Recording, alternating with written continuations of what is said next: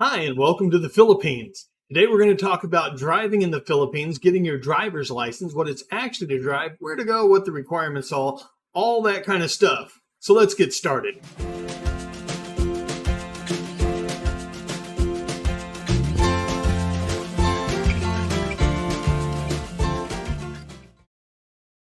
Okay, so the first thing is you can drive here with your foreign driver's license for the first 90 days.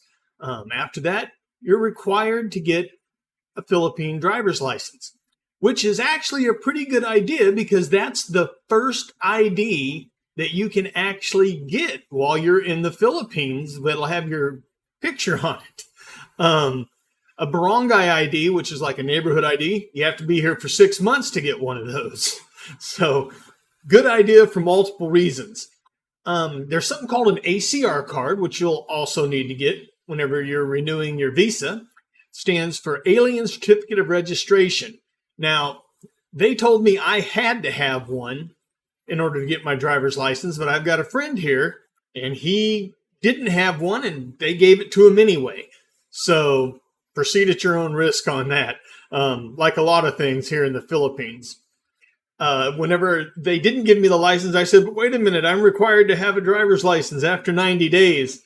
And the guy at the LTO, which is Land Transportation Office, where you'll go to get your license, looked at me and he says, oh, you only need it if you get caught.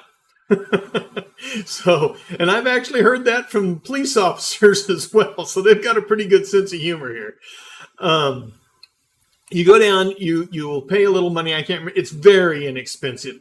But one thing you're going to have to do is get a medical exam. It's usually right there at the LTO or very close by, like within walking distance. You pay a few hundred pesos, a few dollars, and you go in, you fill out a form. They weigh you, and they ask you a couple questions. They stamp your form and send you back. From there, if your license is valid, no test necessary, they'll just, take your picture, give you a new license, you'll be on your way.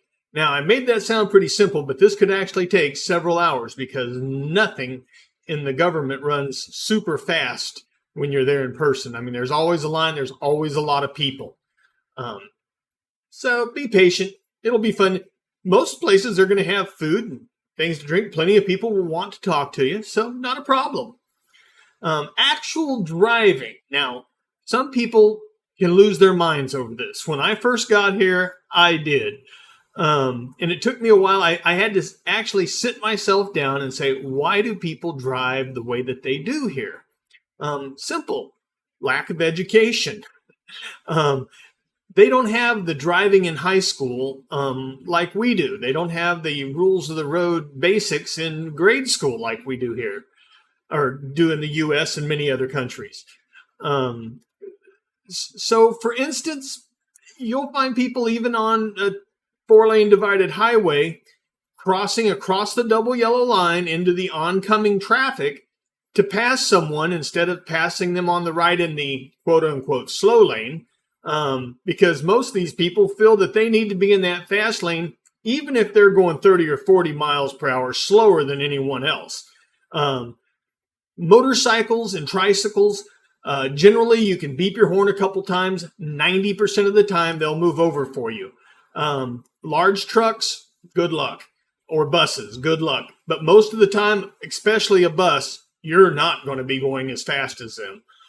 It's truly amazing. I mean, the buses here must be like part NASCAR and part bus because those guys are really moving. Stoplights, things like that. Yeah, they have stoplights here, but at big intersections where there's a lot of traffic, I would call this organic.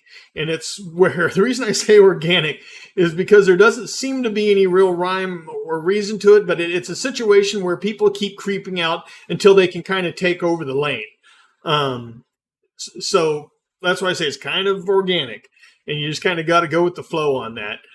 But overall, you'll get where you're going. You'll be okay. If you have an accident, hopefully you have a camera. Now that's one thing I'll say. If you have a car, you should definitely have a camera running. That way your point of view can be proven and it will be the camera versus the word of the Filipino citizen and everyone else standing around taking their side. However, that's not always the case. I got rear-ended by a tricycle, and the same rules that apply in other countries applied here. If you get rear-ended, it's the fault of the person behind you. And the police officer got there. He was actually very irate with the tricycle driver for rear-ending me. The tricycle driver was trying to explain to the police officer that it was my fault somehow, and the police officer wasn't buying it. So you can be treated fairly, but for your own insurance, personal insurance, you should also have a camera. If you do get in an accident, here are some things to expect. If it was your fault, they will impound your vehicle until which time that the accident has been squared away.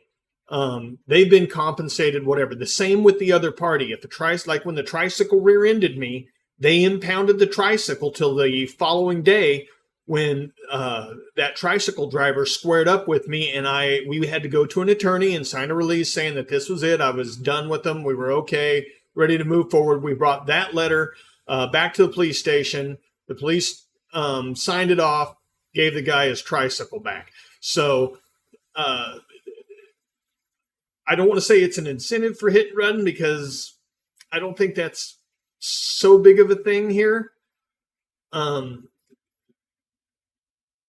But I view it as a good thing. I mean, the person's going to be without wheels until you get right with them. At any rate, that's kind of my rough overview of what happens with driving in the Philippines, how to get it done.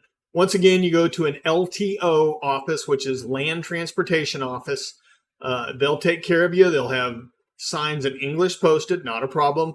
The people that work there will speak English, not a problem. So come on to the Philippines, drive at your own risk for the first 90 days. After that, go down and get your license. You'll also get a good ID. Thanks for watching, and hey, we'll see you next time.